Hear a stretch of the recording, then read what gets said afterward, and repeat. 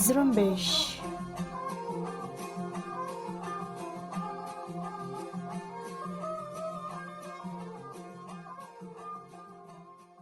یہ ریڈیو زرمبش اردو کی آواز ہے۔ آج 22 جون منگل کا دن اور سال 2021 ہے۔ ریڈیو زرمبش کے آج کی نیوز بلیٹن کے ساتھ میں ہوں آپ کا میزبان دوستین مراد بلوچ۔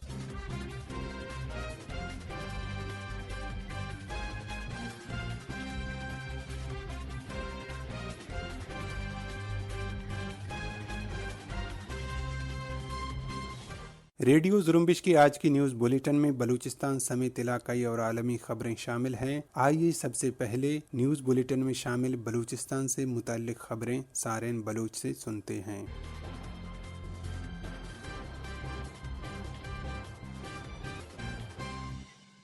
پشتون قوم دوست اور پشتونخوا ملی عوامی پارٹی کے اہم رہنما عثمان خان کاکڑ کراچی کے ایک نجی ہسپتال میں دوران علاج وفات پا گئے۔ ان کی وفات کی تصدیق پشتونخوا ملی عوامی پارٹی کے رہنما رضا محمد رضا اور یوسف کاکڑ نے پیر کو کراچی میں کارکنوں سے بات چیت کرتے ہوئے کی۔ عثمان کاکڑ 17 جون کو اپنے گھر میں گر کر زخمی ہوئے تھے اور ان کے سر پر چوٹ لگی تھی، جس کے بعد انہیں کوئٹہ کے ایک نجی ہسپتال منتقل کیا گیا، جہاں ان کے سر کا آپریشن بھی ہوا۔ بعد میں انہیں 19 جون کو کوئٹہ سے کراچی کے آغا خان ہسپتال منتقل کیا گیا، جہاں وہ 3 دن تک زندگی اور موت کی کشمکش میں رہنے کے بعد پیر کو وفات پا گئے۔ واضح رہے، ابھی تک یہ پتہ نہیں چل سکا ہے کہ عثمان خان کاکڑ کس طرح حادثے کا شکار ہوئے، تاہم پشتونخوا ملی عوامی پارٹی کے رہنما رضا محمد رضا نے اور رحیم زیارتوال نے کارکنوں سے سوشل میڈیا پر وائرل ایک ویڈیو میں خدشے کا اظہار کیا تھا کہ ان پر حملہ ہوا ہے، جس کی وہ تحقیقات کریں گے، جبکہ عثمان کاکڑ نے سینٹ میں اپنے آخری خطاب میں کہا تھا کہ مجھے اور میرے گھر والوں کو دھمکیاں مل رہی ہیں۔ عثمان کاکڑ مسلم باغ میں سردار عبدالقیوم خان سرگڑھ کے ہاں 1961 میں پیدا ہوئے۔ انہوں نے لاء کالج کوئٹہ سے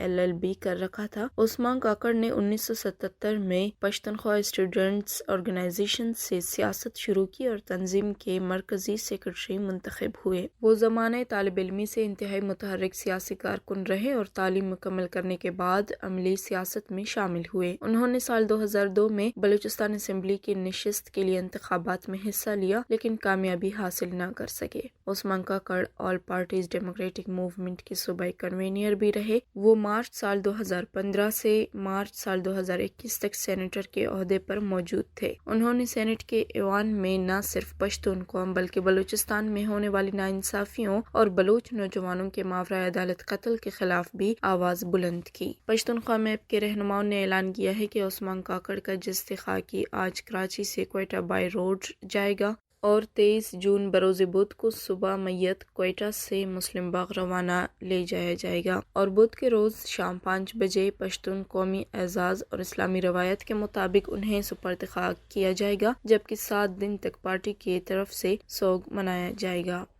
کیچ کے علاقے تمب سے ایک نوجوان کو جبری طور پر لاپتہ کر دیا گیا ہے۔ لاپتہ کیے گئے نوجوان کی شناخت ہلال ولد ہیبتان کے نام سے ہوئی ہے، جو تمب رود بن کا رہائشی ہے۔ دی بلوچستان پوسٹ کے مطابق ہلال ہیبتان کو قابض پاکستانی فوج کے حمایت یافتہ ڈیتھ اسکواڈ کے اہلکاروں نے جبری طور پر لاپتہ کیا ہے۔ دوسری طرف voice for Baloch missing persons کے وائس چیئرمین ماما قدیر بلوچ نے کہا ہے کہ مارواڑ میں لاپتہ افراد کو جعلی مقابلے میں قتل کیا گیا۔ اس حوالے سے ماما قدیر بلوچ کا کہنا تھا کہ CTD کی مارواڑ میں ہونے والی کارروائی جعلی مقابلہ تھا، جہاں پہلے سے زیر حراست افراد کو قتل کیا گیا۔ ان کا کہنا تھا کہ مذکورہ افراد میں علی بیگ ولد دائی خان، خیرو ولد شاہ میر، مراد عرف مدو ولد نہال خان اور مراد بخش ولد نور خان شامل تھے۔ مارے جانے والے افراد میں ملا مادو مزارانی مری شامل ہیں، جنہیں 2 سال قبل کوئٹہ میں جتک اسٹاپ پر واقع ان کے گھر سے پاکستانی فورسز اور خفیہ اداروں نے حراست میں لے کر لاپتہ کر دیا تھا۔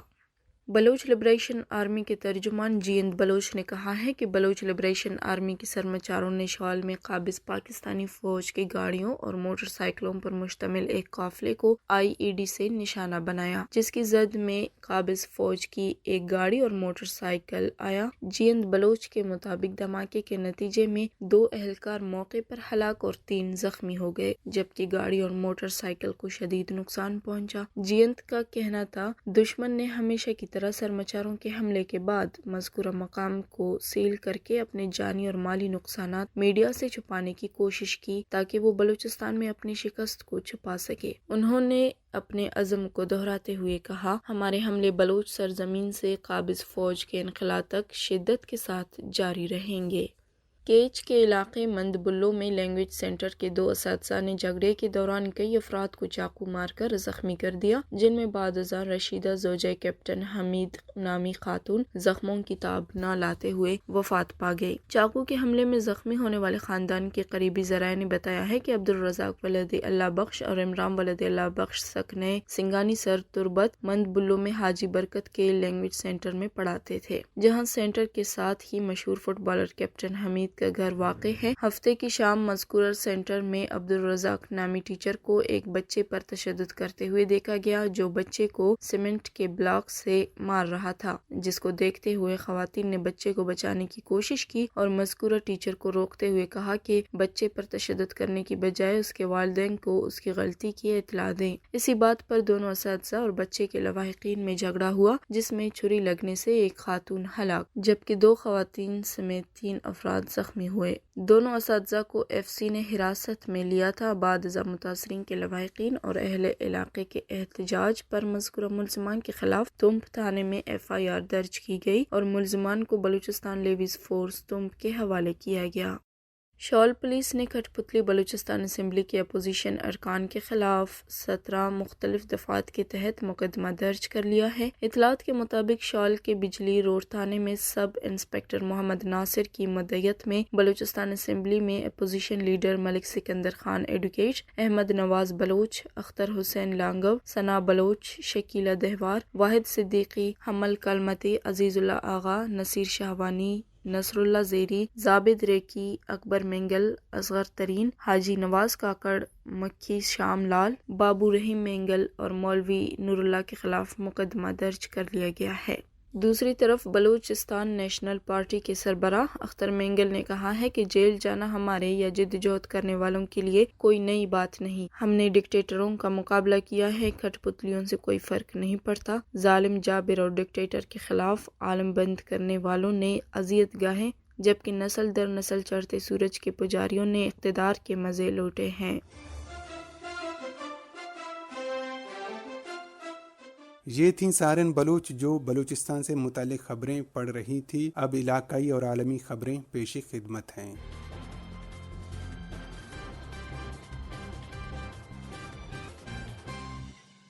پاکستانی مقبوضہ کشمیر میں نامعلوم مسلح افراد نے فائرنگ کر کے دانشور اور کشمیری آزادی پسند رہنما ڈاکٹر غلام عباس کو قتل کر دیا ہے۔ کوٹلی سے آمدہ اطلاعات کے مطابق ڈاکٹر غلام عباس کو پیر کی صبح 4 بجے ان کے گھر میں نشانہ بنا کر قتل کیا گیا۔ مقامی ذرائع کے مطابق ڈاکٹر غلام عباس کینیڈین شہری تھے اور والد کے وفات ہونے کی وجہ سے اپنے خاندان کے لوگوں کے ہمراہ وہ پاکستان کے زیر قبضہ کشمیر میں اپنے گاؤں کوٹلی میں آئے تھے۔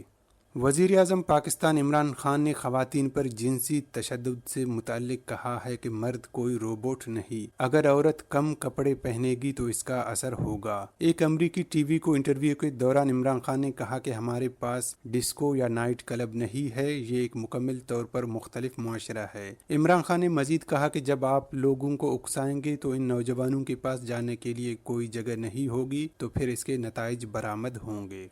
پاکستان کے شہر لاہور میں مدرسے کے طالب علم سے زیادتی کے کیس میں گرفتار ملزم مفتی عزیز الرحمان نے دوران تفتیش اعتراف جرم کر لیا ہے۔ پولیس کے مطابق ملزم عزیز الرحمان نے تفتیش میں انکشاف کیا کہ وہ ویڈیو میری ہی ہے جو طالب علم صابر شاہ نے چھپ کر بنائی اور میں نے صابر شاہ کو پاس کرنے کا جھانسا دے کر ہوس کا نشانہ بنایا۔ ملزم عبدالعزیز نے کہا کہ ویڈیو وائرل ہونے کے بعد خوف اور پریشانی کا شکار ہو گیا تھا تو بیٹو نے صابر شاہ کو دھمکایا اور اسے کسی سے بات کرنے سے روکا، مگر صابر شاہ نے منع کرنے کے باوجود ویڈیو وائرل کر دی۔ پیر کے روز مفتی عزیز الرحمان کو مجسٹریٹ کے سامنے پیش کیا گیا، جہاں اسے بیٹوں سمیت 4 روز کے لیے ریمانڈ پر پولیس کے حوالے کیا گیا۔ افغان طالبان نے کہا ہے کہ وہ کابل حکومت کے ساتھ امن مذاکرات پر یقین رکھتے ہیں اور ملک میں حقیقی اسلامی نظام کے نفاذ کے خواہش مند ہیں۔ طالبان کی طرف سے جاری کردہ ایک بیان میں کہا گیا ہے کہ وہ ہندو کش کی اس ریاست میں ایسا اسلامی نظام چاہتے ہیں جس میں مذہبی اصولوں اور ثقافتی روایات کے مطابق خواتین کے حقوق کی ضمانت بھی دی گئی ہو۔ اسرائیل نے کہا ہے کہ ایران کے نئے صدر ابراہیم رئیسی کے انتخاب پر عالمی برادری کو گہری تشویش ہونی چاہیے۔ اسرائیل کی وزارت خارجہ کے ترجمان لیئر ہیت نے کہا کہ ابراہیم رئیسی ایران کے اب تک کے سب سے زیادہ بنیاد پرست صدر ہیں۔ انہوں نے متنبع کیا کہ نئے رہنما ایران کی جوہری سرگرمیوں کو فروغ دیں گے۔ واضح رہے 60 برس کے ابراہیم رئیسی اگست میں ایران کے صدر کا عہدہ سنبھالیں گے۔ ایران اور 6 عالمی طاقتوں کے مذاکرات کاروں نے 2015 میں طے شدہ جوہری سمجھوتے کی بحالی سے متعلق بات چیت غیر معینہ مدت کے لیے ملتوی کر دی ہے۔ ایران کے اعلیٰ مذاکرات کار عباس عراقچی نے ویانا سے سرکاری ٹی وی سے گفتگو کرتے ہوئے کہا کہ اب ہم کسی سمجھوتے کے پہلے سے کہیں زیادہ قریب ہیں، لیکن ہمارے اور نئے سمجھوتے کے درمیان ابھی تک فاصلہ موجود ہے اور اسے ختم کرنا آسان کام نہیں۔ دوسری طرف ایران نے بو شہر میں واقع اپنے واحد جوہری پاور پلانٹ کو ہنگامی طور پر بند کر دیا ہے۔ ایران کی سرکاری الیکٹرک انرجی کمپنی کے ایک عہدیدار غلام علی رخشانی مہر نے ایک ٹاک شو میں گفتگو کرتے ہوئے بتایا کہ بو شہر پاور پلانٹ کو ہفتے کے روز عارضی طور پر بند کیا گیا تھا اور بندش کا یہ سلسلہ آئندہ 3 سے 4 روز تک جاری رہے گا۔ امریکی صدر جو بائیڈن کے قومی سلامتی کے مشیر نے اتوار کے روز ایک بیان میں کہا ہے کہ امریکہ روسی اپوزیشن لیڈر الیکسی نیوالنی کو زہر دینے کی کوشش کے الزام کے بعد ماسکو کے خلاف نئی پابندیوں کی تیاری کر رہا ہے۔ انہوں نے کہا کہ امریکہ نے یہ قدم تنہا نہیں بلکہ اتحادیوں کے ساتھ مل کر اٹھانے کا فیصلہ کیا ہے۔ اس کا مطلب روسی سرزمین پر اپنے شہریوں میں سے کسی کے خلاف کسی کیمیائی عنصر کے استعمال کی سزا دینا ہے۔ دوسری طرف واشنگٹن میں روسی سفیر اناتولی اینوتوف نے کہا ہے کہ پابندیاں دونوں ممالک کے مابین تعلقات مستحکم کرنے کے بجائے مزید بگاڑ پیدا کرنے کا باعث بنیں گی۔ اسی کے ساتھ ہی آج کے نیوز بلیٹن کا اختتام ہوتا ہے۔ دوست مراد بلوچ کو اجازت دیجیے۔